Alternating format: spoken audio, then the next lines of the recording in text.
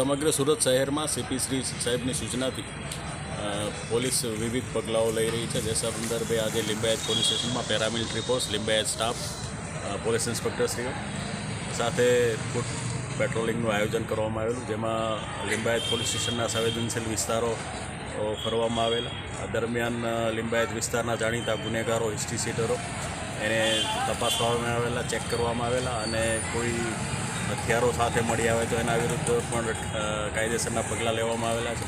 તે સંદર્ભે જ્યાં સુધી ચૂંટણી સંપૂર્ણ પૂરી ન થાય ત્યાં સુધી પોલીસ આ જ રીતે વિવિધ પગલાઓ લેતી રહી છે અને આગામી સમય પર પણ લેતી રહેશે.